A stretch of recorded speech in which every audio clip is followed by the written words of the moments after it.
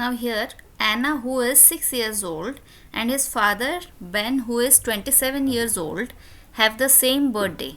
In how many years will Ben be twice as old as Anna? Now to solve this problem using linear equation, here we know both the person's age already. So Anna's age is 6 years and Ben's age is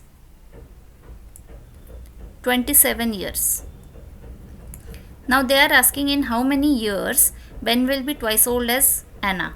So we assume that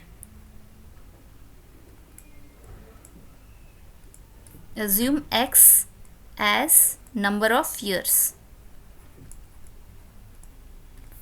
So after x years, Anna's age will be 6 plus x and Ben's age will be 27 plus x.